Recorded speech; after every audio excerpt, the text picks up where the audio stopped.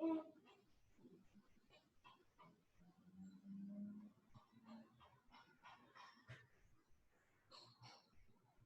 tem 2 gigapontos. 1, 2, 3, 4, 5, 6, 7, 8, 9, décimos,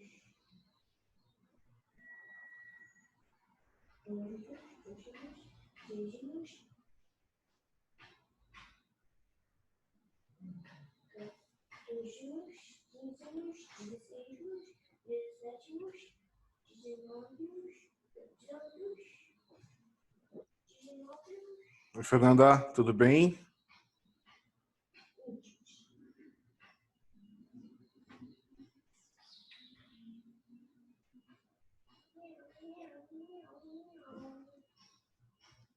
Acho que você está no mudo, Fernanda.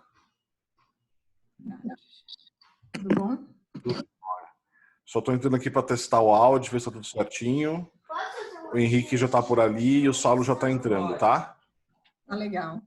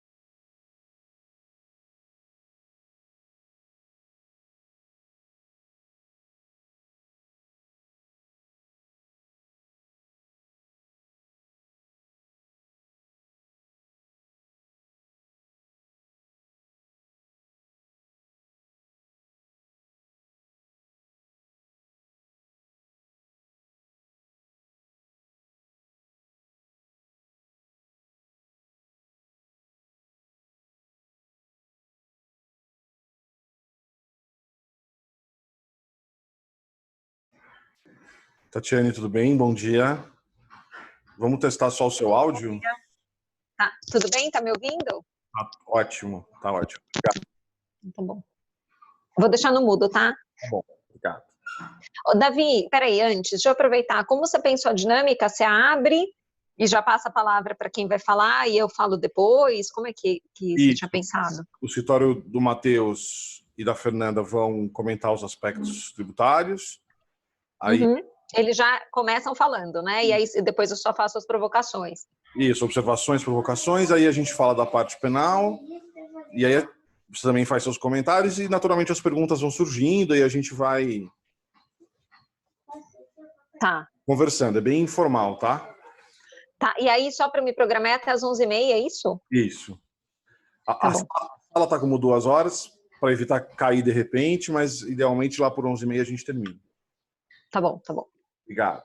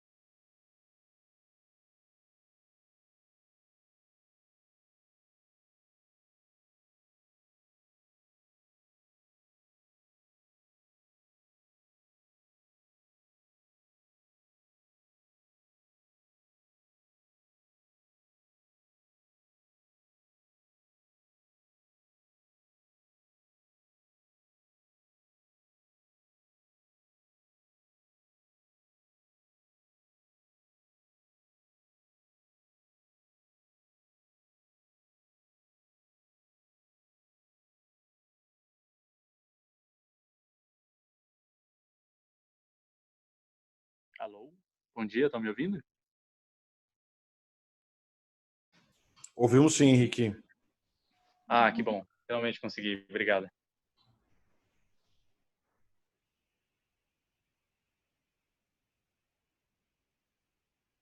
Deixa eu ver como é que eu faço.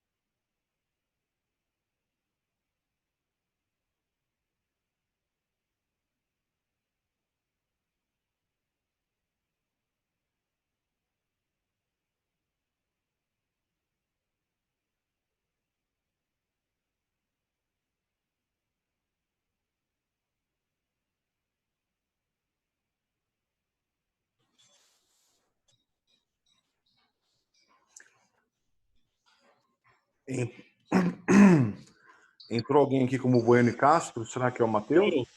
Cheguei. Beleza.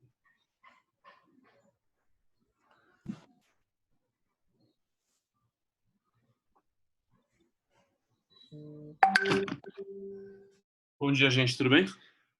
Tudo jóia, Matheus. Bom dia, Matheus. Oi, Tatiane, tudo bem? Tudo bem? Já temos, além de você, né, dos que vão palestrar, por assim dizer, já temos aqui alguns participantes. Só estou esperando o Salo aqui, Matheus, mas o som acho que está em ordem. Ok. E acho que o modelo também. Vocês vão começar, né? Estava conversando com a Tatiane aqui. Ela faz comentários, perguntas, provocações, passa a bola para o DTSC, a gente fala do aspecto penal, eventuais provocações, questões que a Tatiane ou vocês tenham. E, enfim, depois eu vou fazer uma falinha inaugural, mas acho que o ideal é as pessoas levantarem a mão aqui por meio da ferramenta mesmo e fazendo suas perguntas, porque fica mais interessante assim, né? Tá bom, tá ótimo. Obrigado. Vou colocar no mudo aqui mais uns 5 minutinhos, tá? Ok.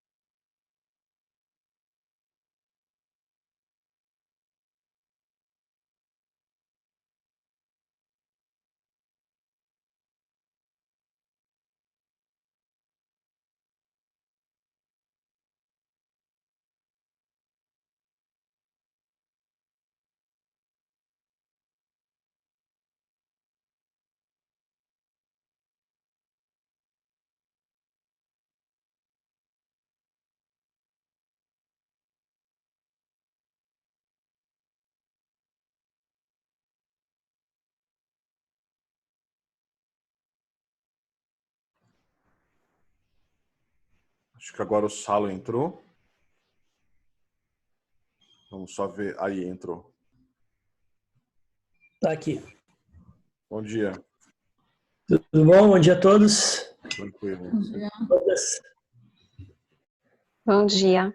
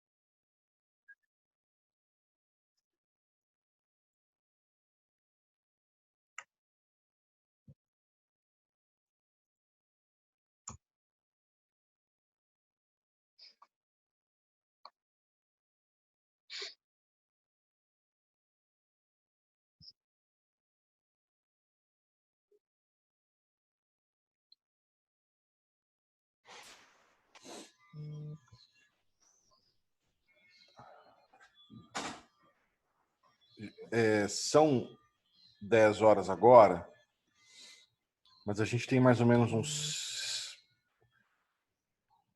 55, 60 inscritos. Tem 30 presentes.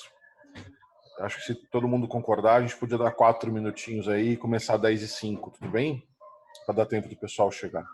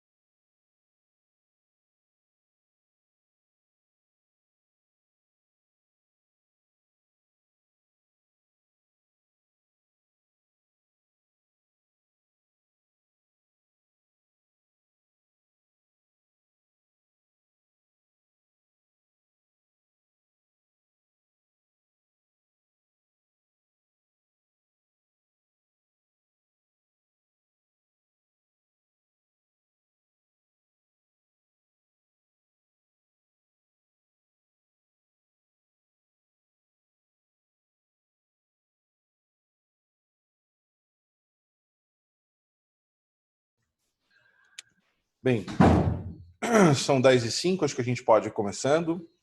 Eu só vou me apresentar aqui, apresentar os nossos parceiros hoje, depois passar a palavra. Então, bom dia, obrigado pela presença de todas e de todos. Eu sou Davi Tangerino, sócio aqui do Davi Tangerino e Sala de Carvalho. A gente tem organizado alguns webinars, meio do que a gente chamou de direito penal da pandemia, né, tentando discutir alguns aspectos importantes. Semana passada a gente fez um sobre as infrações sanitárias, né?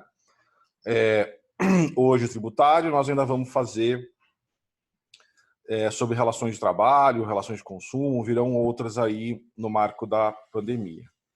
Eu queria muito particularmente agradecer aqui o Boni Castro Tax Lawyers, né,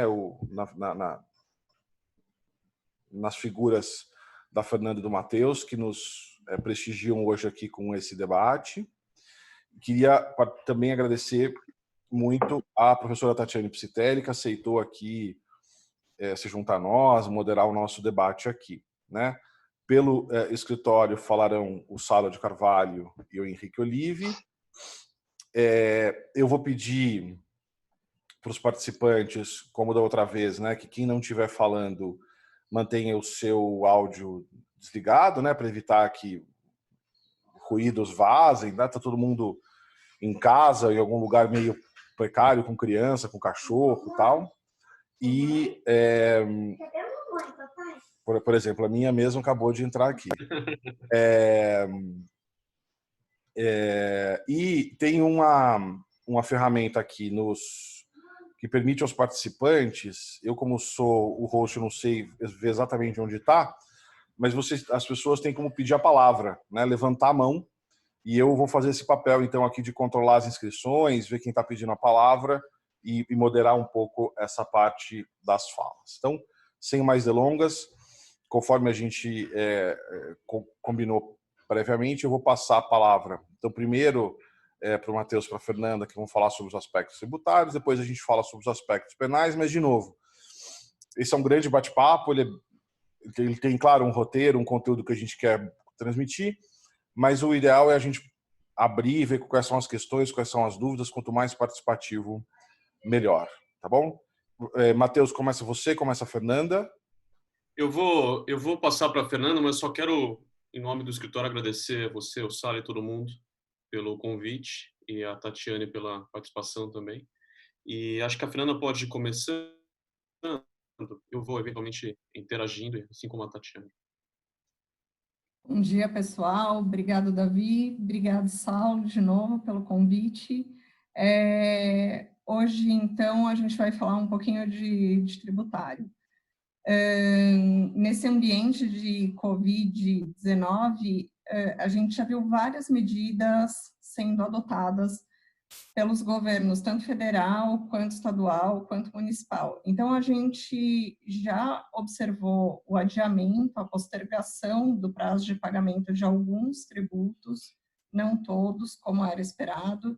Então, a gente teve aí uma postergação de Simples, de PIS e de COFINS, de contribuição previdenciária. A gente teve uma redução de carga também de FGTS, de Sistema S, algumas medidas também dos governos tendentes a não excluir os contribuintes de parcelamentos que já estejam em andamento, porque já é sabido que vai existir um certo atraso no pagamento dessas parcelas.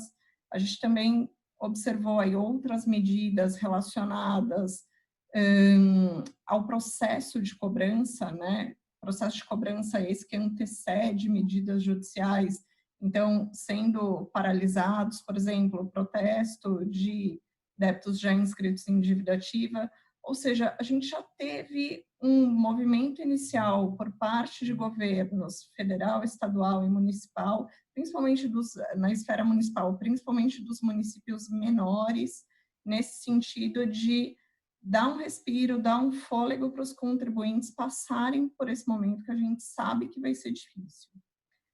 Ainda assim, nem todas as medidas que eram esperadas pelos contribuintes foram trazidas pelos governos. Saindo um pouco da esfera aí tributária, a gente sabe o quanto essa crise está afetando todo o mercado. Comércio parado, prestadores de serviços tendo menos serviços para prestar, além de serviços prestados que não foram pagos. Então, a gente tem muitas faturas aí na rua, tanto de serviços quanto de mercadorias serviços que já foram prestados, mercadorias que já foram vendidas e que não vão ser pagos nesse momento, quanto da própria redução desse volume de transações. Por que eu estou trazendo esse cenário? Porque claramente vai faltar caixa nas empresas para o cumprimento das suas obrigações. Obrigações essas que vão além das obrigações tributárias. Então, a gente tem aí obrigações trabalhistas, obrigações tributárias, obrigações com terceiros, fornecedores. Esse caixa vai ser afetado.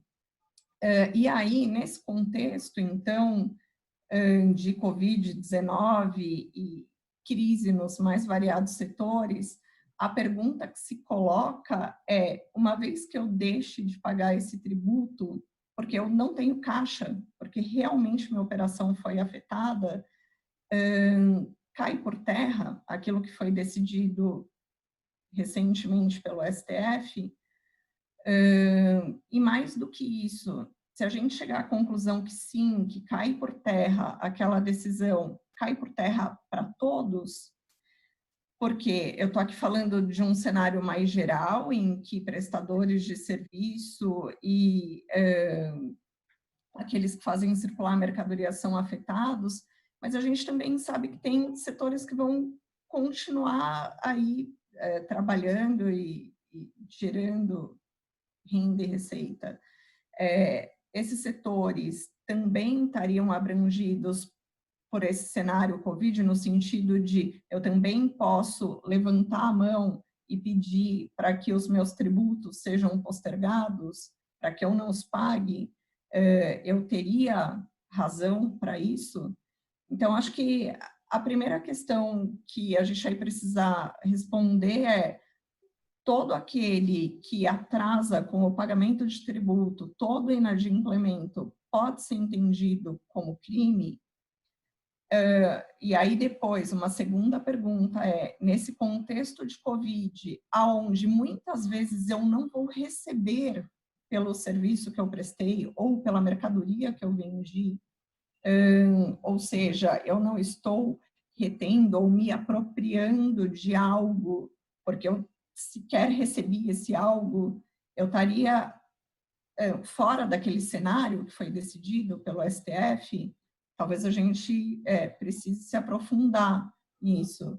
Como fica a questão do dolo? Uma vez que eu comprove a minha situação realmente de impossibilidade de pagamento desse tributo, eu estaria fora daquele conceito de devedor contumaz que foi trazido pelo STF. E mais do que isso, os próprios devedores contumazes, assim caracterizados, estariam hoje abrangidos nesse cenário de Covid-19, ou seja, ainda que eu fosse um devedor contumaz no passado, considerando esse cenário, considerando que sim, minha atividade hoje está afetada, eu sairia temporariamente desse conceito de devedor contumaz e, com isso, eu sairia daquela decisão do STF. Então, eu trago esses questionamentos aqui para a gente abrir uma discussão, abrir uma frente aí de trabalho e de debates com o pessoal do Davi. Ô Fer, deixa eu aproveitar só para complementar uma coisa. Todo mundo tá, aquela história, a farinha é pouco, é meu pirão primeiro, né? Então, o governo, obviamente, teve que tomar alguma atitude, né? E aí vieram essas postergações de atos de cobrança ou de vencimento de impostos, e as mais longas que a gente está vendo são de 5 meses, algo assim, mas nunca com uma moratória, né? A gente só está adiando o prazo. O que está havendo é talvez um ganho financeiro, você jogar para frente o vencimento, mas não incidir juros, mas nenhum valor está sendo perdoado. exceções ao FGTS, o Sistema S, que aí sim houve alguma redução, mas é uma parcela realmente pequena do total da arrecadação.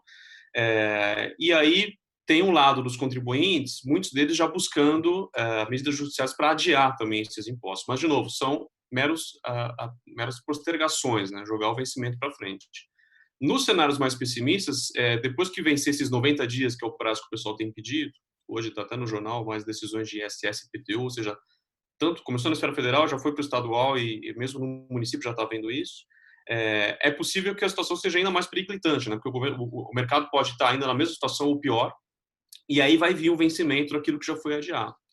Então, as discussões, me parece que em Brasília já estão sendo num nível mais arrojado de eventual moratório ou algo diferente, mas muitos contribuintes não estão tendo a chance de esperar. E por isso estão buscando o judiciário, ou mesmo aquilo que eles sabem que vai ficar devido, contando com instrumentos já excepcionais como a transação, né? Tem algo, acho que muito proveitoso que a Procuradoria tem tentado lançar a mão, que é fazer uma transação, finalmente um acordo com o contribuinte, e aí sim fazer algum tipo de parcelamento com alguma anistia, mas ela ainda hoje é limitada a quem tem um rating, um grau de classificação perante o fisco não tão bom, vamos dizer assim, para você ter descontos realmente significativos. E do outro lado, sem querer sem ser o profeta do apocalipse aqui, a gente vê que tem lá em Brasília também iniciativas um pouco assim, ameaçadoras para os contribuintes, né? A gente já ouviu falar de finalmente renascer projetos de tributação de dividendos ou de criar empréstimo compulsório e outras formas de você tentar manter a arrecadação, porque o mesmo argumento que o contribuinte tem de, olha, eu não vou ter caixa, o governo vai ter do lado dele, né? Eu preciso de caixa também para tomar as medidas que eu preciso tomar para, como Estado, enfrentar a crise. E no meio de tudo isso, eu acho que, e aqui eu entro no ponto central, acho que da nossa conversa, sempre foi barato atrasar imposto. Primeiro porque o cobrador demora para atuar. A gente tem, nos últimos 5, 10 anos, medidas mais arrojadas das procuradorias. O protesto de dívidas é algo que começa a incomodar mais rápido o contribuinte, ele corre atrás. Mas, fora isso, é muito fácil e barato eu ficar devedor. Por quê? Primeiro porque demora para o credor vir atrás de mim, né? Ele vai ter que... se é um lançamento por homologação, como a gente chama os tributos que eu mesmo declaro, tem que haver algum tipo de cobrança administrativa que eu posso até impugnar, e essa impugnação também é barata, porque o que eu digo barato? Porque eu seguro a suspensão eu tenho a suspensão do débito enquanto eu discuto administrativamente, ou seja, eu fico com o CND enquanto estou discutindo, e especialmente barato porque os encargos são relativamente baixos, né? Se eu estiver falando de mora, eu só entre aspas estou falando de 20%, mas a parte dos juros são juros Selic, que hoje em dia está a menos de 4%, e são juros simples. Então, qualquer administrador sabe que atrasar empregado, atrasar o banco é muito mais caro do que atrasar tributo. Então, e como a gente já atua em várias frentes de contencioso de consultivo, a gente sabe que quando a gente faz a due diligence no negócio, uma empresa quer comprar outra, ela vai fazer uma due diligence, é normal você encontrar contingências fiscais e é normal que elas sejam tidas pela administração do negócio como algo controlável, que é um dinheiro barato, de novo. Então, eu prefiro manter esse dinheiro em caixa, não pagar o imposto, o tributo, a contribuição que for, porque se eu tiver que pagar daqui a 1, 2, 3 anos, cuja oportunidade de manter o dinheiro em caixa, fazer o negócio rodar, é melhor do que deixar o dinheiro no cofre do Estado. E sempre houve uma premissa de que, bom, mas pelo menos eu preciso declarar para fugir de alguém alegar que eu estou cometendo algum tipo de fraude, e aí sim tem uma complicação maior, que seria uma complicação penal, criminal. E isso foi o mundo, vamos dizer assim, tributário brasileiro quanto à inadimplência de tributos, até esse fatídico julgamento que a Fernanda se refere de dezembro do STF, que acho que a gente vai gravitar em volta dele aqui a nossa manhã toda aqui discutindo ele, que disse então que, pelo menos em relação ao ICMS, em relação aos chamados devedores contumazes, mesmo que você declare, você estaria cometendo um crime de apropriação indébita, que você deixou de passar para o Estado um valor que você arrecadou por ele e destacou na nota, inclusive. Mas a gente tem 2 grandes problemas aí, né? Eu já coloco eles aqui. Não há ainda a publicação do acordo, então a gente assistiu o julgamento, a gente sabe os pontos de vista, mas a gente não tem ainda um acordo formalizado para a gente saber onde ele dá mais ou menos segurança para o contribuinte.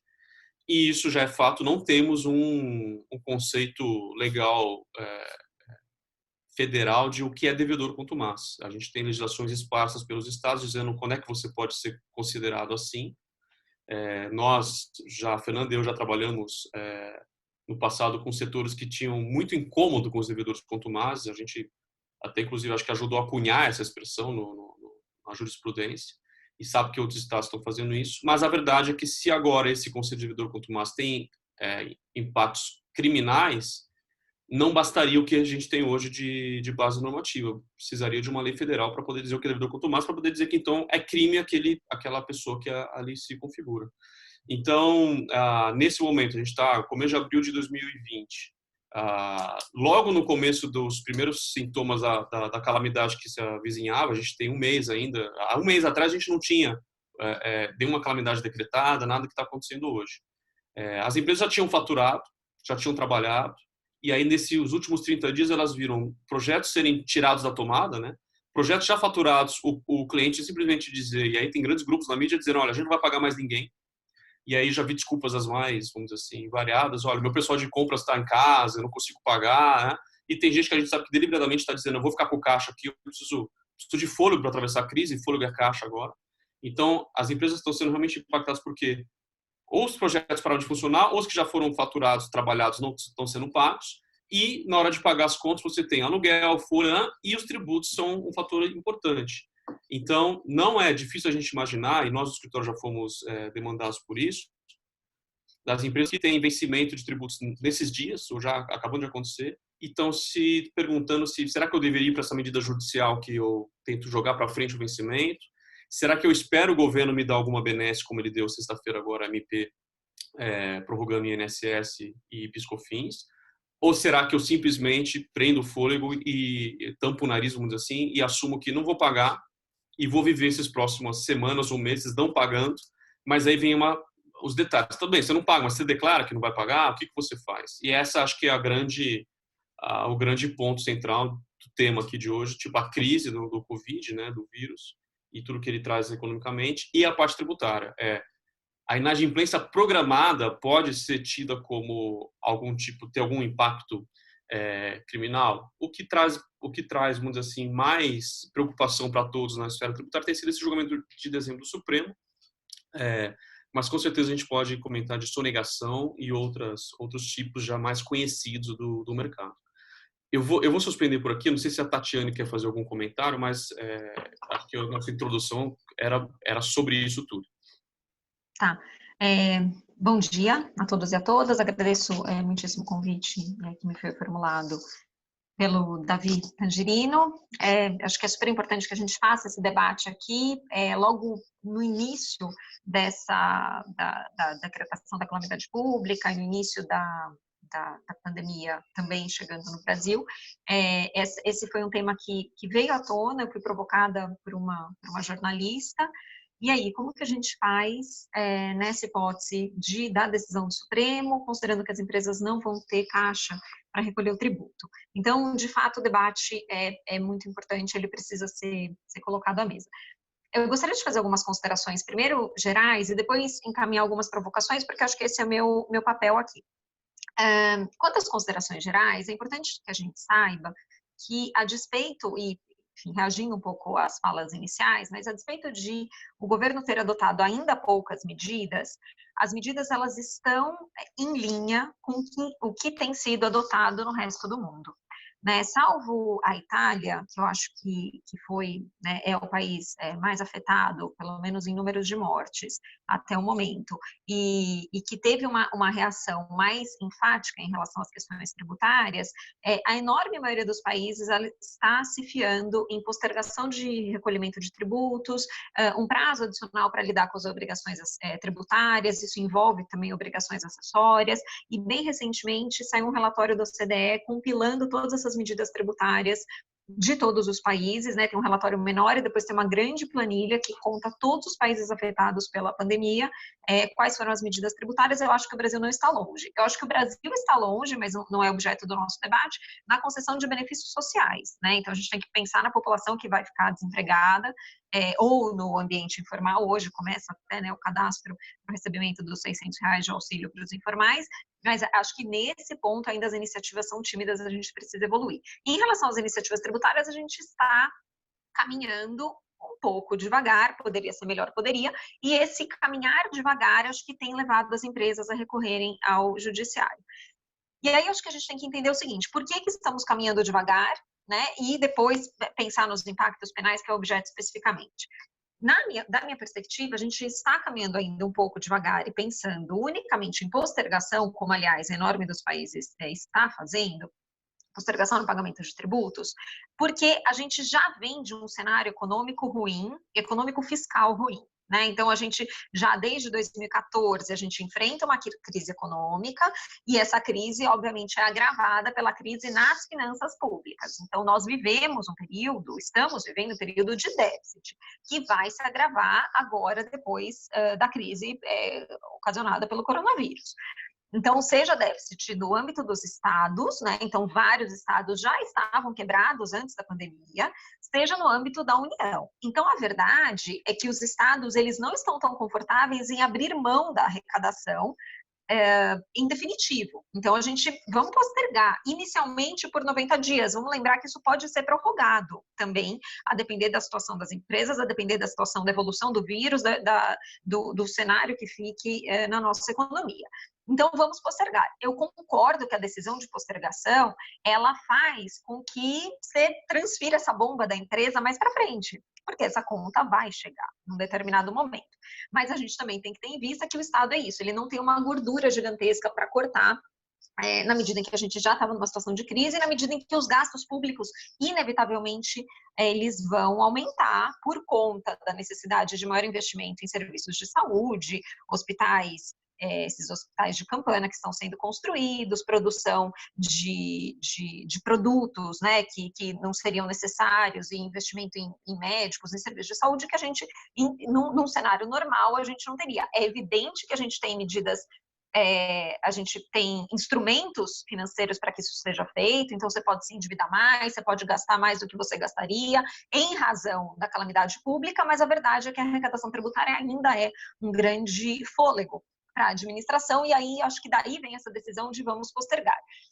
De outro lado, vem as empresas e dizem, mas eu não consigo pagar, então eu vou entrar com uma ação judicial para conseguir a postergação num prazo maior ou para abranger mais tributos.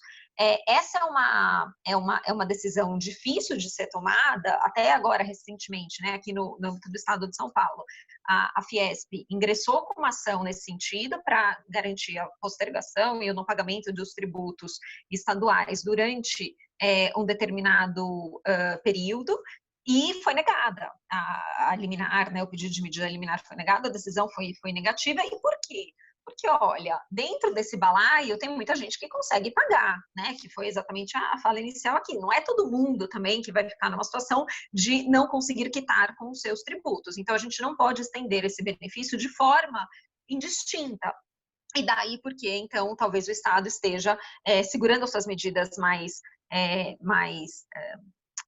rígidas, né, ou mais concessivas, digamos assim, eventualmente para as empresas que vão ser mais diretamente afetadas pela crise econômica. Isso pode depois reverberar nas microempresas, empresas de pequeno porte, ou nas cidades que estão mais afetadas pela suspensão do comércio. Então, eu acredito que a gente só está no começo. Então, ainda vai ter uma modulação dessas ações do Estado. Então, essa é uma primeira consideração que eu queria fazer e jogar aqui para debate, escutar um pouco de vocês.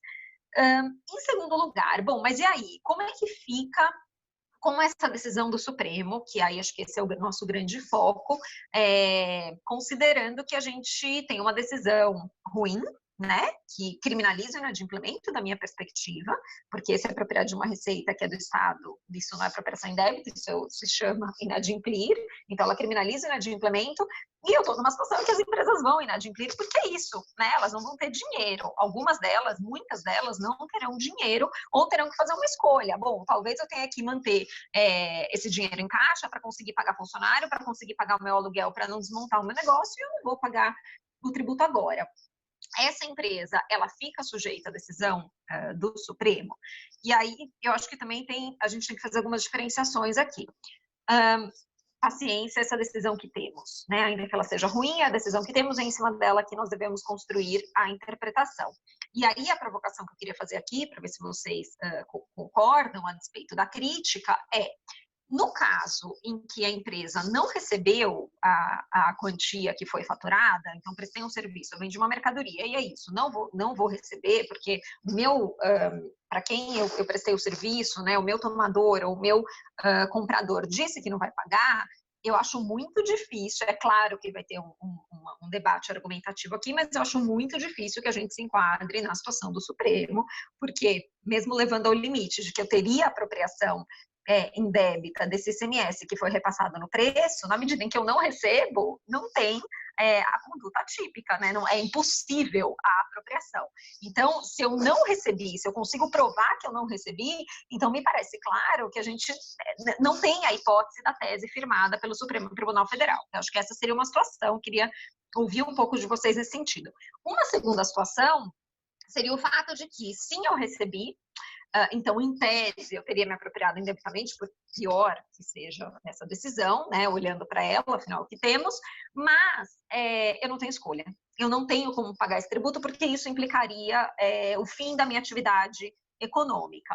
Nesse caso, me parece que dá para a gente argumentar também que eu não me encaixo na decisão, porque eu não tenho aqui o dolo de apropriação, né? Porque a tese firmada pelo Supremo, ela traz dois elementos. Ela fala né, que é o contribuinte que de forma contumaz e com dolo de apropriação deixa de recolher o ICMS do adquirente da mercadoria ou serviço.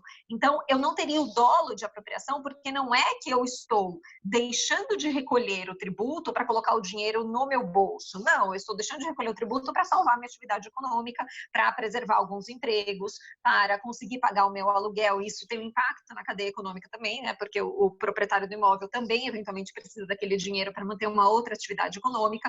Então, acho que a nossa argumentação pode ir nessa linha, não sei se vocês concordam. E aí, naturalmente, que isso se soma às ações anteriores do contribuinte. Porque se antes, da perspectiva da legislação estadual, ele não era qualificado como devedor contumaz, e aí eu concordo com todas as críticas a esse conceito, a gente não tem um conceito nacional do que seja devedor contumaz. Eu tenho muitas dúvidas, também queria ouvi-los, se aquele projeto de lei, o 656, que está em andamento no Congresso Nacional, se ele supre esse conceito, me parece que não, porque aquele conceito que o projeto de lei traz é uma definição federal e, portanto, se aplica unicamente aos débitos da União e não teria essa abrangência de uma norma nacional. Me parece que a gente precisa de uma norma nacional para definir o que é devedor contumaz, não precisa nem ser uma norma de alcance penal, pode ser uma norma concorrencial que diga quando que a pessoa jurídica ela atua no sentido de prejudicar a concorrência e faz do tributo, do não pagamento do tributo, uma forma de financiar a sua atividade. Eu acho que esse conceito a gente não tem. Agora, já que a gente não tem, né, de novo, a gente tem que trabalhar com o cenário atual.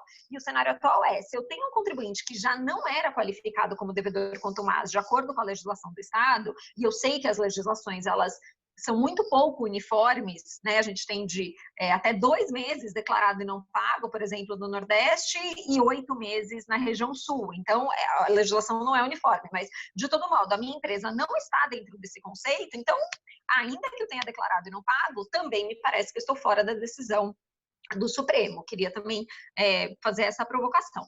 Agora, o último e pior cenário, né? Bom, eu já era um devedor contumaz, né? Era uma devedora contumaz nos termos da legislação do Estado, quer dizer, eu já estava sujeita a um regime especial de fiscalização, porque, em regra, as legislações estaduais, elas têm essa consequência, né? Me qualificam como devedora contumaz para eu ser sujeita a um regime especial de fiscalização. Então, eu era qualificada como uma devedora contumaz, então, quer dizer, já não estava pagando ICMS por algum período, e aí, agora, eu estou diante da pandemia.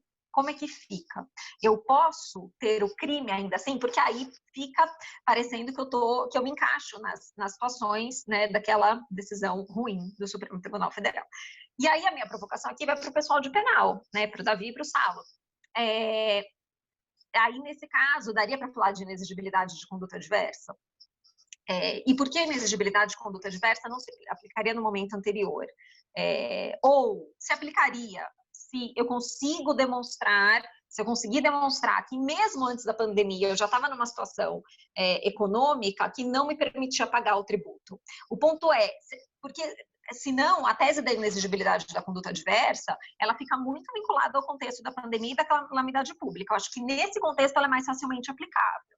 Mas aí a minha provocação aqui é, será que eu não posso aplicar essa tese mesmo nos casos em que eu não estou no contexto de calamidade, portanto no contexto anterior, mas que eu provo que eu não tenho escolha e que aí eu estou naquela situação de, se eu não pagar, eu digo, se eu pagar o tributo, eu coloco em risco minha atividade empresarial? Será que aí também nessa hipótese não daria para falar em inexigibilidade de conduta adversa? Porque digamos que daqui a 90 dias a gente não tenha mais calamidade pública decretada. Todas essas empresas que tiveram seus tributos postergados para daqui a 90 dias, elas vão estar numa situação de, como o Matheus falou, agora eu tenho um problema maior para lidar, porque eu estou retomando a minha atividade e agora eu tenho um débito tributário acumulado na medida em que não houve remissão, na medida em que não houve perdão da dívida tributária do ponto de vista material. Nesses casos, será que eu declarar o ICMS lá no futuro, eu não tenho mais calamidade, declarar o ICMS e não pagar, porque isso vai colocar em risco a minha atividade, também eu não poderia falar em inexigibilidade de conduta adversa? Então, acho que essas são as questões que eu gostaria de colocar para a gente começar o debate, tá bom? E agradeço, mais uma vez, estou aqui à disposição de vocês também.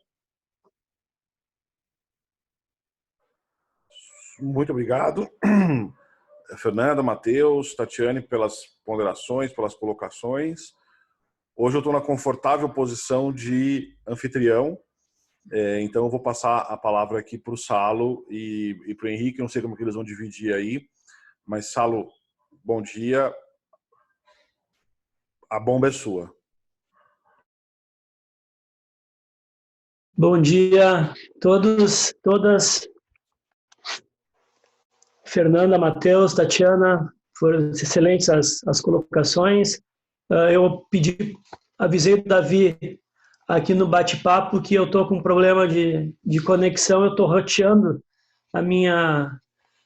a conexão na internet pelo celular, porque deu problema no meu cabo aqui, então se tiver algum problema, sobretudo com a minha... se ficar interrompida a minha fala, eu peço que vocês me avisem, que daí a gente tenta...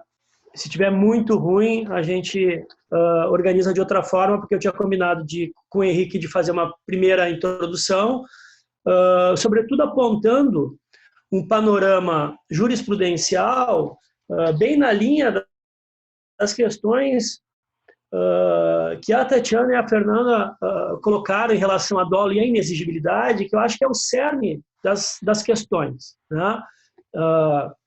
Então, quando a gente pensou nessa estrutura de análise do que a gente está chamando de direito penal da pandemia, é fazer uma análise a partir da dogmática penal, que ela é sempre retrospectiva, né?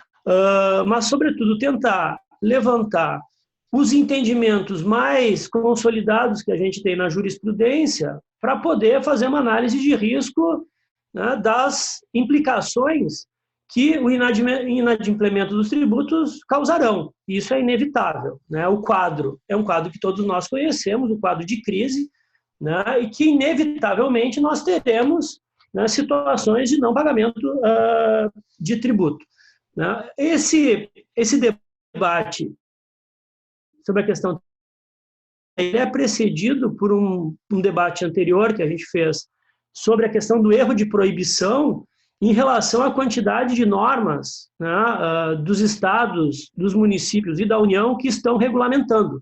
Então, na realidade, são dois debates que eu vejo na estrutura da teoria do delito casados, porque ambos, desde o meu ponto de vista, vão afetar diretamente a questão da culpabilidade, né? Por um lado, a gente tem uma proliferação de normas, no caso tributários, normas que postergam pagamentos, né, que prolongam, né, as dívidas, ou até mesmo que podem, eventualmente, conceder alguns perdões.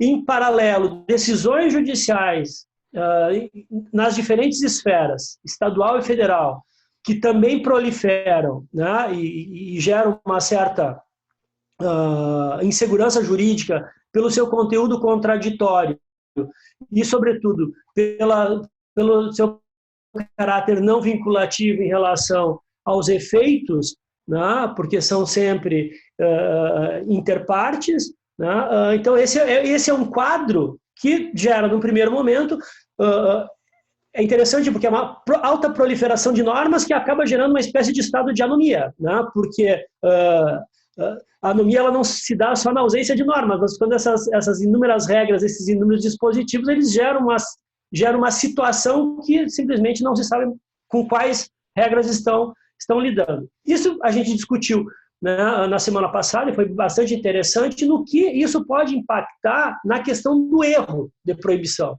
né, sobretudo, né, na discussão que o Davi e o Gabriel colocaram em relação a determinados casos de normativas de um Estado, né, no âmbito estadual, permitir determinadas atividades e as regras municipais proibir, né? Como é que fica, né, essa questão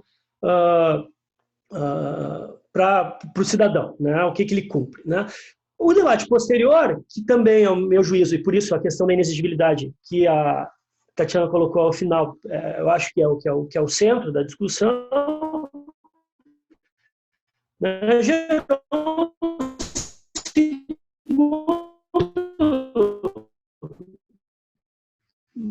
o segundo questionamento, que é o seguinte: quais os casos em que seria possível justificar a conduta da omissão tributária em razão da dificuldade financeira da indagação dessa indagação? Utilizar num sentido fraco, né, porque as justificantes em direito penal elas referem muito mais à ilicitude, né, e aqui, desde o meu ponto de vista, né, é uma questão de causa de exclusão de culpabilidade pela inexigibilidade. Então, leia-se num sentido, entre aspas, essa justificar a conduta da omissão tributária. Bom, o cenário ele é conhecido, né, acho que a gente não precisa, né, explorar mais, né, porque grande parte das empresas continuam com seus custos fixos, né, mas sem receita, né, vamos pegar, por exemplo, o caso de folha de pagamento, é um caso clássico, né, e essas normas, né, do executivo, do legislativo e também do judiciário, que de certa forma dão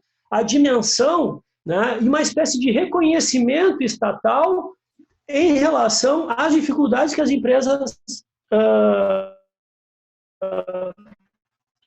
terão, né, sobretudo as decisões judiciais de diferimento de prazo, né, ou seja, desde o meu ponto de vista, há um reconhecimento pelo poder público, já há um reconhecimento pelo poder público dos efeitos econômicos da pandemia, isso é um fato notório, né, o que necessariamente tem que gerar algum efeito naquilo que a gente chama, né, em direito penal de circunstâncias concomitantes, né, quando Frank, lá no século passado, mais de 100 anos, vai trabalhar exatamente a questão da inexigibilidade, ele vai colocar o juízo de reprovação exatamente nesses termos, né? É o sujeito e as circunstâncias concomitantes que lhe aprendem, né, que lhe tomam em um direcionamento da sua conduta. A partir disso, a pergunta, né, quais os efeitos na esfera penal do não pagamento do tributo, né? Sabendo que, numa projeção de futuro, nós vamos ter inquéritos penais, processos penais, né? Isso vai ser inevitável, né? Por quê? E daí também entra a questão da decisão do Supremo, né? Uma coisa é o reconhecimento do fato, da consumação do fato, né, do fato típico. Outra questão que está além é a discussão do dolo, a discussão do estado de necessidade e a discussão do estado de necessidade justificante, que é a inexigibilidade de conduta diversa. Então, uma coisa é a consumação do fato típico. E como o Supremo olha para essa consumação do fato típico e diz assim, bom, aqui tem uma conduta que se amolda a um tipo penal, e o segundo momento que é a discussão, ou seja, uma análise objetiva, e um segundo momento que é uma discussão da esfera subjetiva, seja a título de dolo ou culpa, né, dentro da tipicidade ainda, ou na questão própria da culpabilidade. Sobretudo, a doutrina, né, há bastante tempo, trabalha com essa hipótese do conflito de deveres, né? E a nossa jurisprudência, sobretudo na questão da apropriação indébita previdenciária, ela já se consolidou, né, em alguns aspectos que nos permitem traçar alguns quadros gerais para fazer análise de risco de determinadas situações que poderiam justificar, né, no sentido fraco aqui, repito, né, justificar o não pagamento, né? Uma escolha, como a Tatiana falou, né, quando quem tem o domínio do fato, né, necessita, né, estabelecer um juízo de qual bem jurídico que ele vai preservar, né? Ou seja, eu tenho uma folha de pagamento, né, eu tenho meus funcionários que eu tenho que honrar por um lado e por outro lado eu tenho que pagar tributos, né? Nesse conflito de deveres eu opto por uma obrigação em detrimento da outra. Isso a jurisprudência, quando há uma situação comprovada de crise financeira da empresa, né, nós temos julgados, a gente atualizou, né, por força desse estudo do direito penal da pandemia, a gente atualizou a jurisprudência dos tribunais, né, isso está muito consolidado, e nós temos diretrizes claras do reconhecimento da inexigibilidade da conduta diversa, que é um estado de necessidade exculpante, né, nas hipóteses em que se constata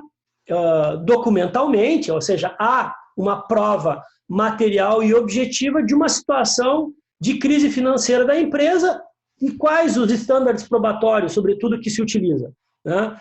Dívidas bancárias, né? Ações trabalhistas, não distribuição de lucro por parte dos sócios e, no limite, talvez, o que é mais contundente que os tribunais admitem a tese da inexigibilidade de conduta diversa é quando os sócios aportam capital pessoal na empresa para tentar dirimir a situação de crise, né? Nesses casos, assim, a jurisprudência dá para dizer, embora, né, seja sempre temerário falar em consolidação jurisprudencial em matéria penal no Brasil nos últimos anos, né, mas dá para ver aqui algumas linhas que os tribunais conseguem, né, e daí, antecipando já a questão que a Tatiana colocou, daí... Perdão. Perdão, Matheus, posso fazer uma pergunta? Só porque você tocou num ponto que eu achei super importante.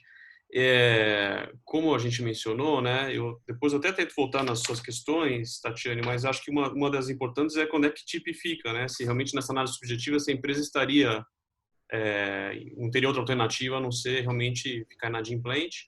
E eu me recordo que, de novo, não temos o acordo ainda, mas eu me recordo que o Supremo falou da situação de penúria, né, de quando a empresa realmente não tem alternativa, e a Tatiane bem comentou, bom, mas se eu mostrar que o dinheiro que eu deixei de arrecadar, né, não ficou no meu bolso, eu usei para outras coisas, talvez eu tenha uma situação mais confortável. Mas uma dúvida que me surgiu agora, e aí eu te pergunto, Salo, se nessa jurisprudência consolidada, entre aspas, a gente pode confiar muito nela, mas enfim, não é só no penal, tá? No tributário a gente também tem esse problema aí. Eu acho que essa crise vai fazer com que empresas, até agora, março, saudáveis, catapultem em um prazo muito curto, né? Porque realmente, a gente imagina, metade do mundo está trancado em casa. O varejo está vendendo, depende do setor, 90% menos. Então, se a margem na operação é pequena, e você pega aqui uma margem alta é uma margem de 30%, as empresas vivem com uma margem de 10%. Então, você trabalha um ano para lucrar 2 meses. Se você fala que você ficou um mês parado, você já matou o lucro do ano. Então, a minha pergunta é a seguinte, vai ser muito, me parece, infelizmente, recorrente nesse momento, empresas que até agora, março, estavam saudáveis e não havia nenhum sintoma de penúria ou de uma situação calamitosa no horizonte, rapidamente deteriorarem e passarem a fazer isso. E óbvio que o administrador da empresa, né, o bom administrador, ele se antecipa. E a hora que ele tomar a decisão, não vou pagar o tributo, ele não está ainda tendo que aportar dinheiro do bolso dele, ou eventualmente está suspendendo alguns pagamentos, ele está decidindo quais das obrigações ele vai inadimplir. Ele prefere, então, manter a folha, pagar aquele banco que, se ele não pagar, os juros são exorbitantes, e deixar o tributo no final da fila. Essa jurisprudência que você mencionou, em algum momento, analisa algum cenário parecido em que a penúria não existia, ela é contemporânea ao problema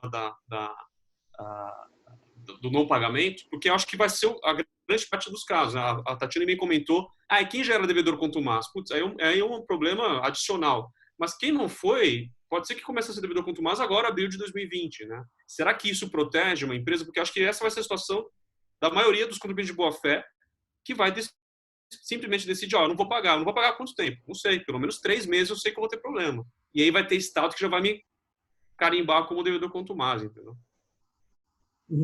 Bom, a questão aqui me parece que a crise ela tem que se dar ou estabelecer um vínculo, um nexo de causalidade no tempo do crime, né? Claro que se a empresa já vem com dificuldade financeira, né, já vem acumulando, né, um passivo que vai chegar a uma situação maior nesse momento de crise, logicamente que isso, digamos assim, justifica mais, né? Agora, não me parece de forma alguma que seja possível nessa análise excluir, né, empresas saudáveis, né, mas que por força da pandemia acabam, né, entrando num estado de calamidade, até porque ela é uma crise que é uma crise vertical, ela não é uma crise horizontal, né? Ela, a partir de um momento,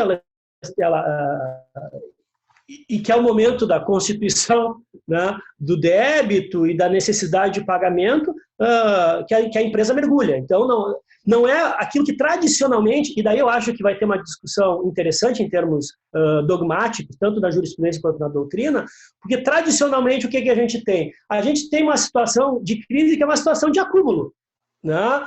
É uma má gestão, que eu passo a ter um débito trabalhista, várias ações, né? Eu tenho, né? Isso vem acumulando até chega um determinado momento, né?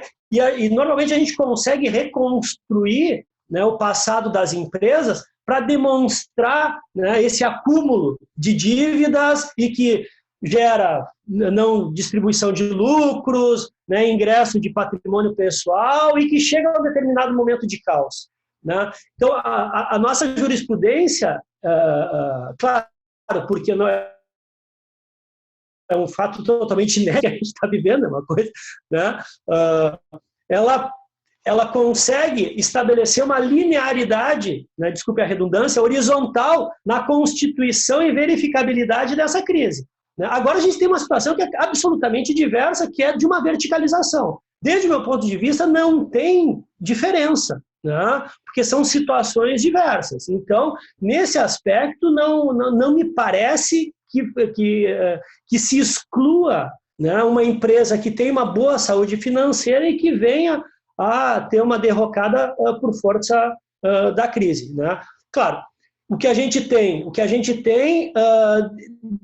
de necessidade é uma demonstração probatória disso, né? Ativa, Matheus coloca do aporte de capital pessoal dos sócios. Isso, assim, digamos assim, que é o caso de manual, né? Que é o caso que a gente diz, bom, nessas situações, assim, o reconhecimento ele é praticamente automático, digamos assim, com a temeridade que é dizer isso da jurisprudência, né? Mas não necessariamente aportam isso como um standard probatório, como um requisito para o reconhecimento da inexigibilidade de conduta diversa, né? Então, assim, não é um requisito objetivo, né? Mas, logicamente, quando esse requisito objetivo está presente, daí a gente pode dizer que tem uma situação clássica, né, inevitável de inexigibilidade.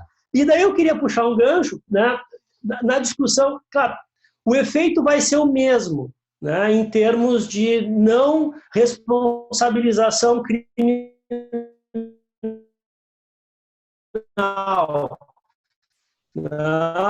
Até porque a gente não tem as formas, não me parece necessariamente que é uma discussão de dolo, né? Me parece que, na maioria dos casos, há dolo, há uma vontade livre e consciente de não, né, pagar o tributo em uma situação de crise,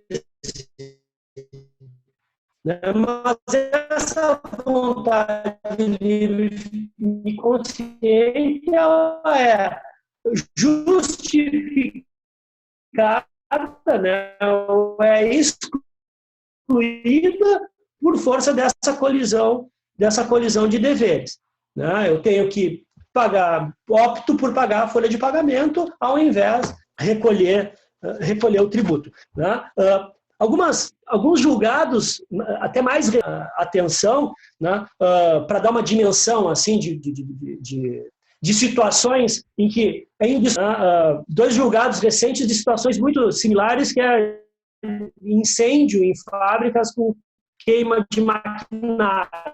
Assim, né? Ou seja, nesse caso, eu lembrei desses dois julgados, Matheus, porque daí seria esse caso de uma crise imediata, né? De não acúmulo, né? Como tradicionalmente a jurisprudência, talvez aqui haja uma forma similar, né, da situação de pagando os tributos e por um caso fortuito, que é um incêndio, de uma hora para outra, nós temos dois julgados muito recentes de dois tribunais, um da terceira região e um da segunda região, que reconhecem o estado de necessidade exculpante, a inexigibilidade de conduta adversa em situações como essa, que me parece que, em termos temporais, é o que mais a gente conseguiria aproximar dessa situação da pandemia, né? Claro, mas daí eu deixo para o Henrique, porque eu acho que eu já me alonguei muito aqui, né? Eu acabo perdendo um pouco a noção de tempo quando eu começo a falar, assim, né? Mas eu passo a bola para o Henrique, porque tem a questão da sonegação, que tem o elemento fraude, que eu acho que daí é uma questão, né, que é um complicador, e a questão própria do INSS, mas enfim, só para iniciar o debate, né, Henrique, tá com a bola e depois a gente volta para as questões. Tá bom, obrigado, Salo. Bom dia a todos. Eu vou tentar abordar um pouco as questões, complementando um pouco o que já foi dito, né, porque a gente já tem bastante informação no webinar até agora. De fato, essa questão que o Matheus colocou, ela é bastante relevante, que é, e as empresas que atuavam de forma regular até o momento. Eu vou além até do que o Salo falou, eu tenho a impressão de que o afastamento da culpabilidade pela inexigibilidade é exatamente para casos assim. Ele até se estende, a aplicação do Instituto até se estende um pouco, mas o cerne da questão parte daí, porque você tem várias decisões que afastam a sua aplicação nos casos em que a gestão já demonstrava várias inconsistências,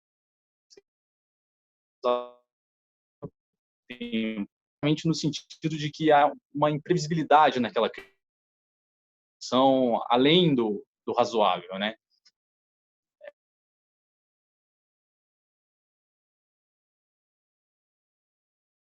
Eu me lembro sempre de uma empresa de telemarketing, então ela precisava fornecer ao banco 2.000 lugares na empresa para fazer o serviço, né? E o banco tinha um contrato longo com essa empresa e quase todo o pagamento dessa empresa de telemarketing, o banco de uma hora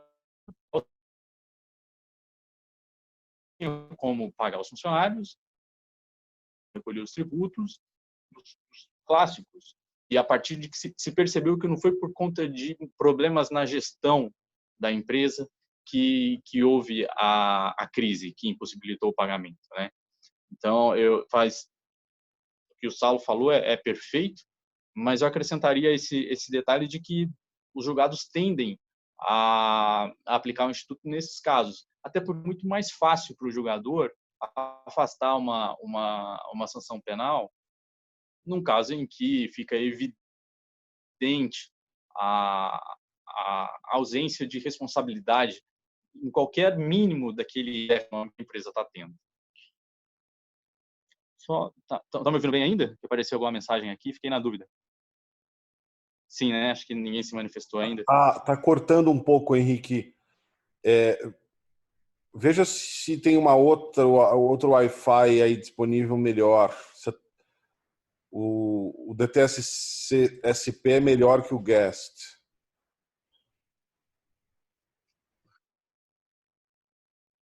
Eu estou no SP, que acho que é o melhor.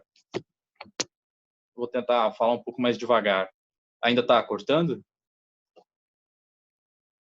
Eu te ouço bem, Henrique. Eu, Matheus, aqui te ouço bem.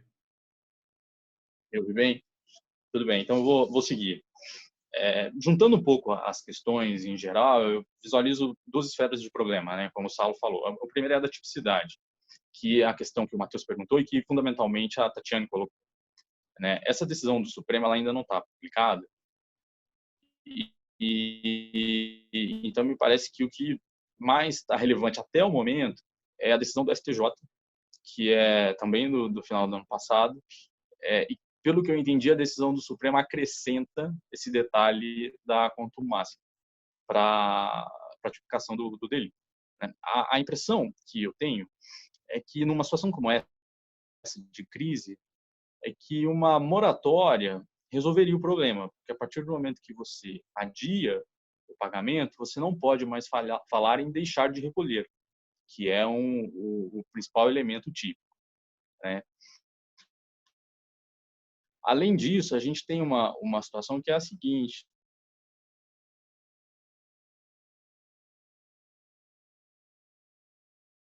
números em grau em si igual ao Supremo é um dos julgados. O juiz de primeira instância ao caso, nesse caso específico, ele absolveu sumariamente, que é o artigo 2º, inciso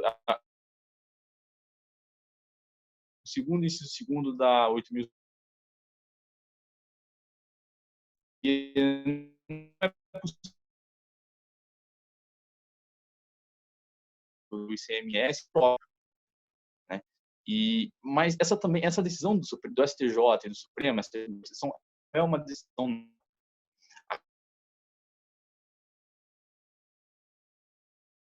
bastante, tem alguns.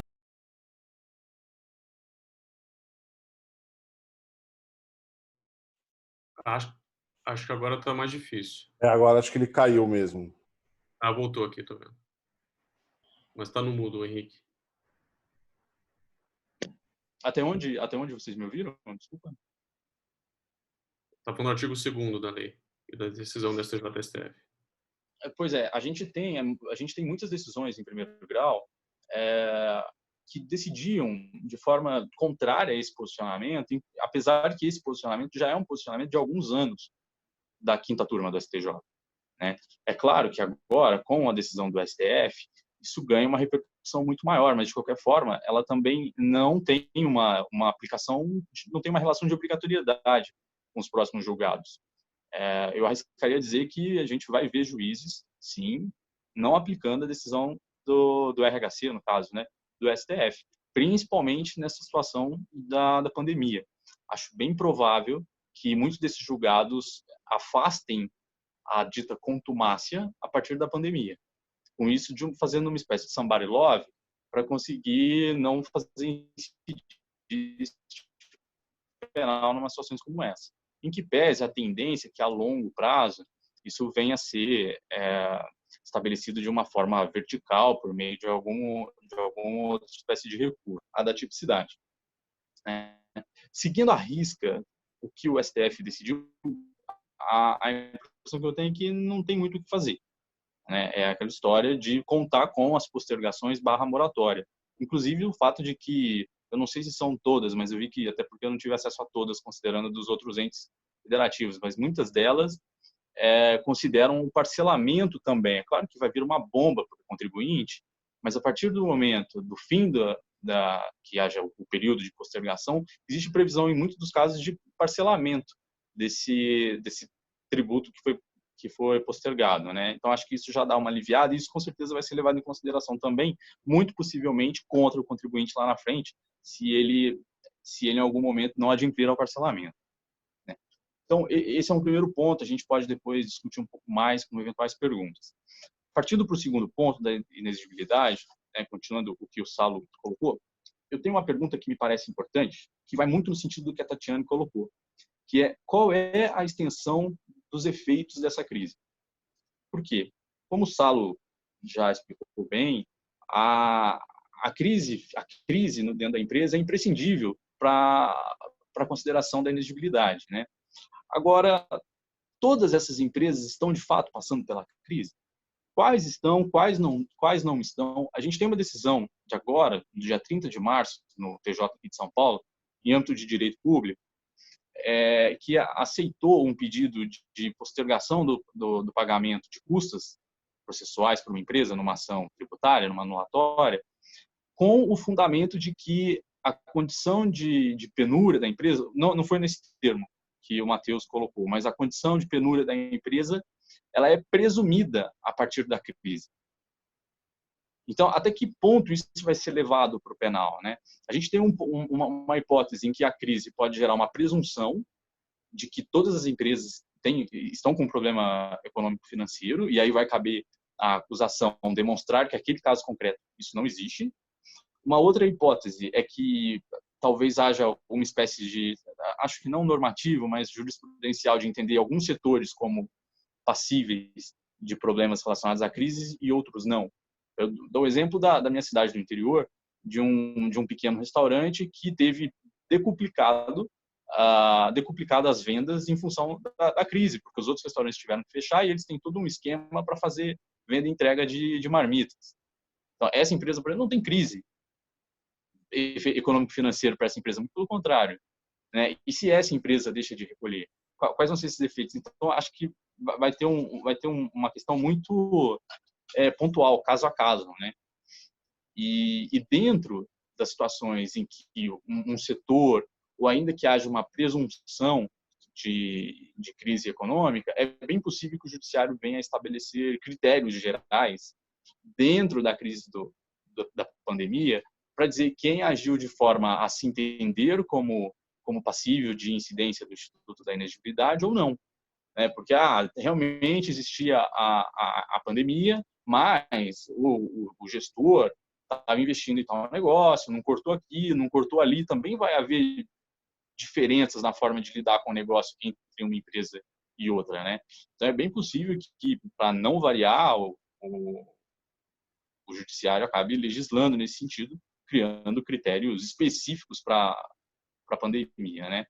E aí o último ponto que eu colocaria, que foi o último elemento que o Salo levantou, seria possível aplicar a inexigibilidade nos casos de sonegação e não apenas de apropriação. A jurisprudência ela vacila, como em quase tudo, mas me parece haver uma tendência para que não se aceite, não se admita a incidência do Instituto em caso de sonegação. E me parece fazer sentido porque é um caso muito diferente da apropriação, porque existe, de fato, um elemento de falso, existe um elemento de fraude, existe um elemento de engano. Isso vai totalmente contra a boa-fé que se vai levantar a partir dos efeitos da pandemia do coronavírus, né? Então, eu não sei, queria levantar essa bola com vocês tributaristas e com os outros penalistas que estão presentes, com o público. E, por fim, só um último ponto, que é uma pergunta mesmo, questionamento para todo mundo, e mais especificamente ainda para os tributaristas, que diz a respeito dos depósitos em garantia hoje, que estão na contas judiciais, né?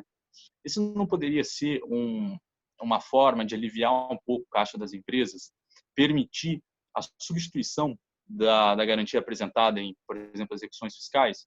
A gente sabe que a regra é, pelo artigo 15 da Lei das Execuções Fiscais, a não substituição com base tão somente na vontade do executado, né, do contribuinte. Então, a gente precisa da anuência da Fazenda. Mas será que essa não poderia ser uma medida interessante, um ato normativo interessante, que já permitir de antemão que as fazendas, né, respectivamente, autorizem essa substituição? O que vocês acham?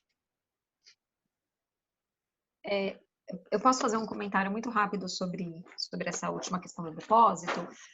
Houve algumas decisões nesse sentido, autorizando a substituição do depósito por seguro-garantia, agora já no contexto da pandemia.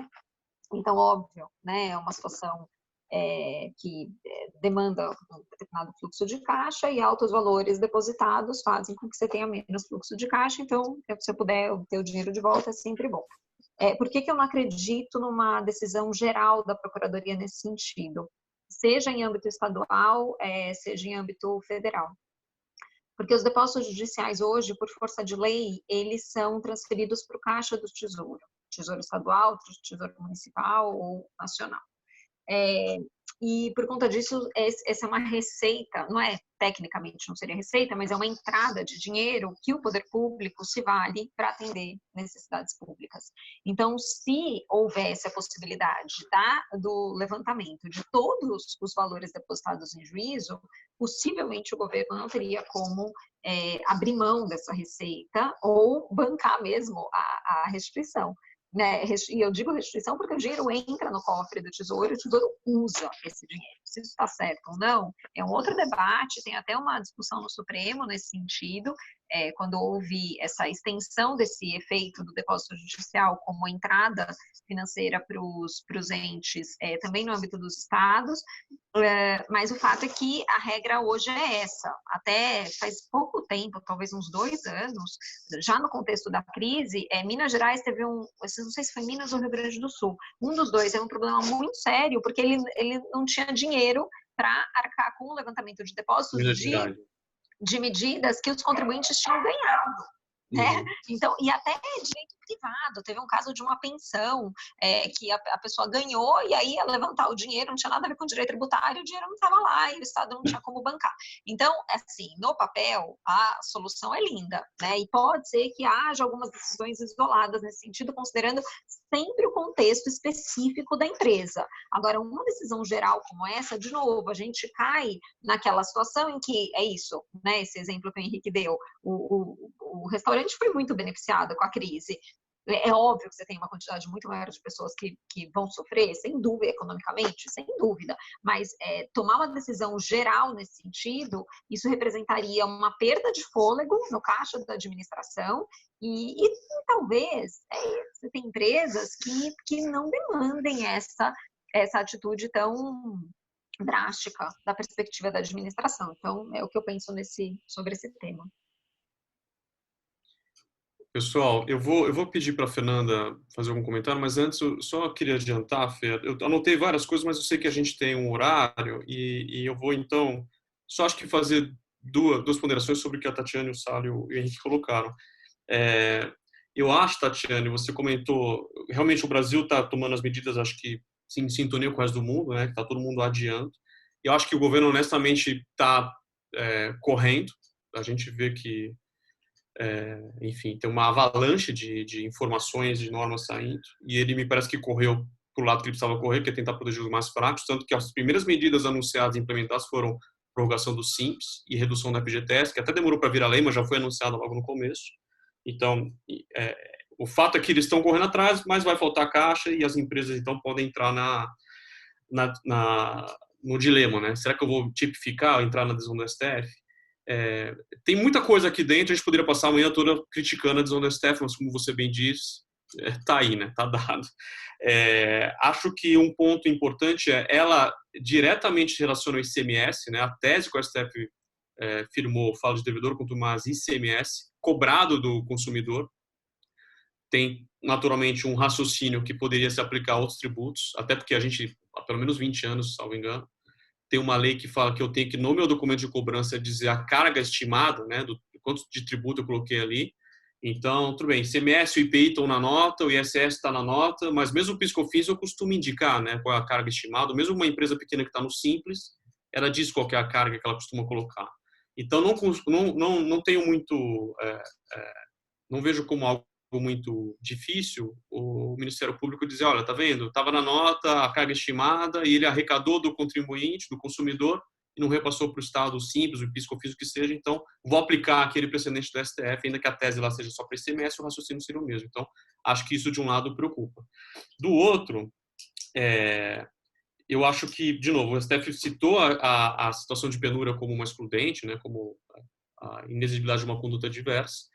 E estou entendendo, e achei muito oportuno os comentários do Salo e do Henrique, que se eu tiver aporte do sócio, melhor ainda, se eu deixar de tirar dividendos, melhor ainda, mas cada um desses elementos vai jogar um pouquinho de sal nessa mistura e pode me deixar mais próximo da explicação do crime. Terminando para passar para a Fernanda, eu acho que a gente vai viver um tempo com a insegurança, até pelo menos o acordo ser publicado, e a lei do devedor contumaz ser publicada, por quê? Porque a lei, como você bem falou, Tatiana, acho que ela não foi criada, ou o projeto de lei, desculpa, né, que está lá sendo discutido no Congresso, não nasceu para ser uma lei nacional de definição de um elemento crucial para a tipificação de um crime. Ela nasceu para falar de uma questão federal e uma questão concorrencial. O devedor contumaz surgiu, ou judicializou-se inicialmente por conta disso, né? Aqueles setores que têm muita tributação e baixa margem, o cara que ficava simplesmente declarando não pagando imposto, ele fazia uma concorrência desleal, e aí nasceu a briga.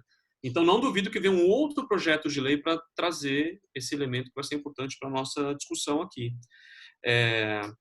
Mas, enfim, eu passo para a Fernanda e não sei se a gente vai ter mais tempo para as outras perguntas, mas eu fico à disposição aqui. Fer, você quer acrescentar alguma coisa?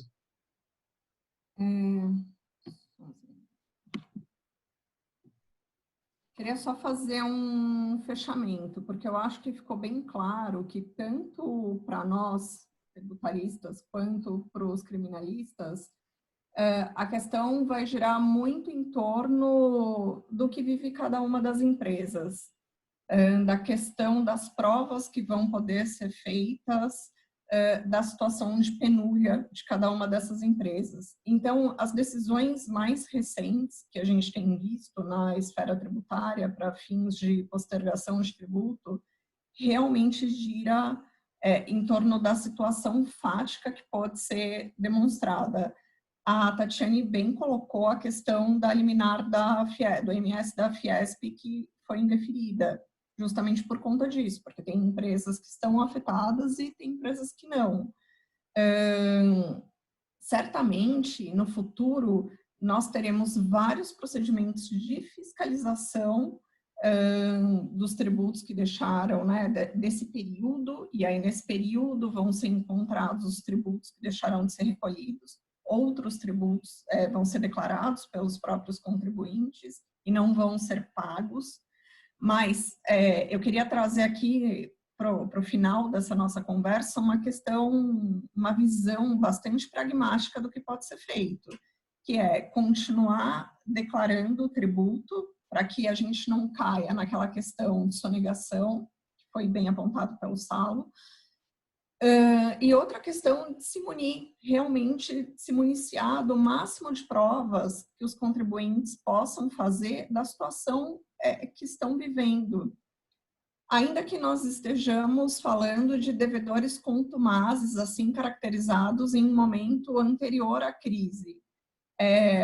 Eu acho que já ficou claro aqui que a situação que eu vivi antes da crise não vai impactar esse período especificamente da pandemia sobre o qual a gente está tratando.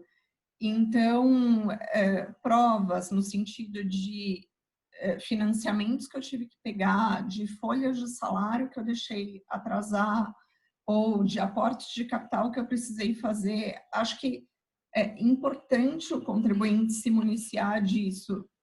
E não Fer, talvez seja importante revisar rotinas de PLR ou de participação de diretoria nos lucros ou algo assim, ou dos próprios sócios, né? Porque, como o Salo apontou, achei isso um ponto relevante. Às vezes as empresas vivem com a premissa de que o pagamento de dividendos é parte da remuneração de algumas pessoas-chave ou algo assim. E nesse momento pode ser que isso seja um agravante para dizer que, olha, não está recolhendo imposto, mas está distribuindo lucro para os executivos, algo assim. Então, é algo a ser considerado, talvez. É uma análise caso a caso, mas com certeza algo que pareceu relevante. E tirando aqueles tributos que são declarados, nos casos de atendimento à fiscalização, acho que é bem importante, a gente sempre comenta isso em todos os eventos dos quais a gente participa, que atendimento à fiscalização continua sendo algo muito importante, mas acho que no futuro vai ser mais ainda, no sentido de realmente tentar demonstrar o porquê o pagamento daquele tributo não foi feito, para a gente sair daquele cenário das multas qualificadas, que lá na frente vai dificultar uma defesa que eu possa fazer na via criminal. Então, eu acho que se eu puder fazer um fechamento, acho que o fechamento é nesse sentido, de que realmente, acho que o mais justo para o país agora é que sejam tratadas as situações individualmente, e que aquelas empresas que realmente tiverem sua operação afetada e comecem a fazer prova disso, porque a gente vai precisar tanto na esfera tributária quanto na esfera penal. Acho que é bacana, se eu puder provar que financeiramente os recursos que eu estava arrecadando de clientes não foram destinados para remuneração de sócio, algo assim, e também a penúria, quanto mais porque isso vai ser um problema que vai nascer não agora, vai nascer daqui a um tempo, né?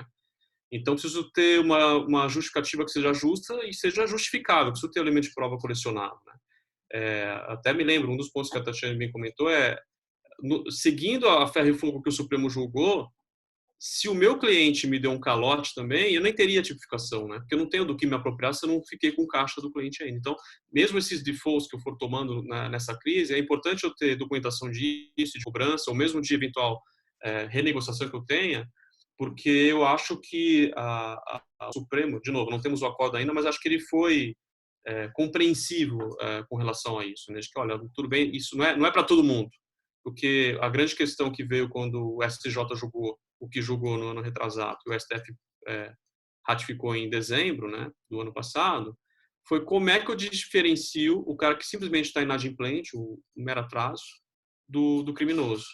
E aí, onde eles tentaram, espernearam ali, mas é bem difícil isso, né? Porque a questão é o dólar. Mas o dólar de apropriar-se, eu simplesmente não pagar o imposto, eu já estou me apropriando, né? Já estou ficando com recurso. Eu acho que esse é um elemento importante. Se o meu cliente ainda não me pagou, eu nem estou com um recurso que eu poderia me apropriar e não repassar para o Estado. Então, isso seja talvez um argumento que eu vou dizer, não, segue declarando para evitar fraude, como a Fernanda bem colocou, mas colecione argumentos de prova para, se eu tiver algum problema, eu poder dizer que, olha, não era devedor quanto mais, ainda que fosse, não tipificou nessa situação.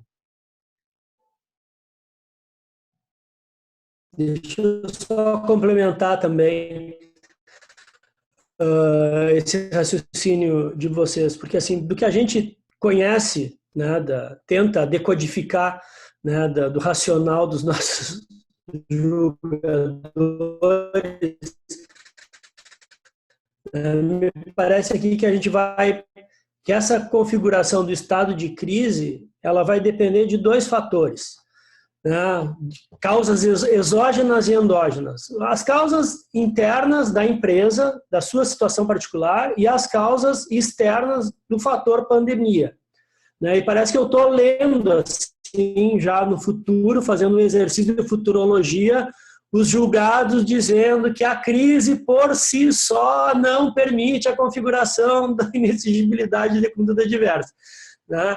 Então, acho que isso é importante também quando a gente projeta ações, né? Por isso que agora, né, me parece fundamental mesmo, né, a declaração e o levantamento de dados que já permitam, né, comprovar essa situação de crise, né? Então, essa é a primeira questão. A segunda questão, Henrique, né, do restaurante nós teríamos não só a configuração do delito, né, como a possibilidade de aplicação da agravante, inclusive, do estado de calamidade, né?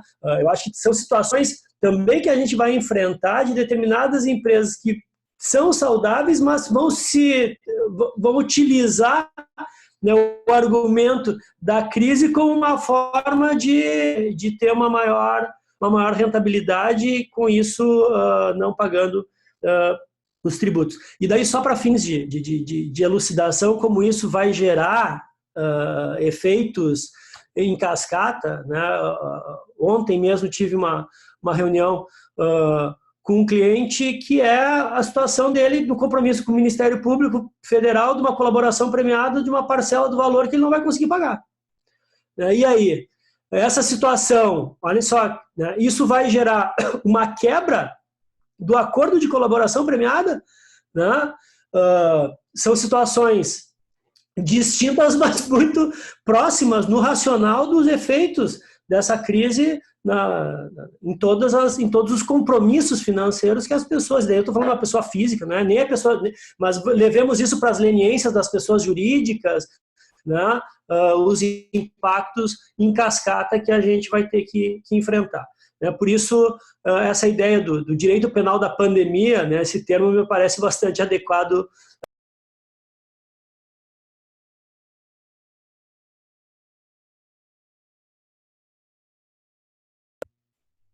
Davi, acho que é contigo. Então, eu perguntaria a Tatiane se ela gostaria de fazer alguma consideração final. E aí, na falta de mãos levantadas e perguntas aqui, a gente encaminharia para encerrar. Faltam 5 minutos aí para as 11h30, então acho que encaixa bem. Não, eu estou bem, eu acho que eu falei as questões, né, apresentei as questões que eu achava que eram relevantes. Eu acho que o ponto central é isso, né, a gente conseguir dividir, identificar as situações individuais de cada um dos contribuintes para saber, olhando para a decisão do Supremo, se ele já era um devedor contumaz ou se a contumácia, essa contumácia frágil prevista em lei, se ela decorre da situação especificamente da pandemia. E aí eu acho que a gente tem uma boa margem para discussão. Acho que é isso. E eu agradeço muito, acho que foi bem interessante o debate.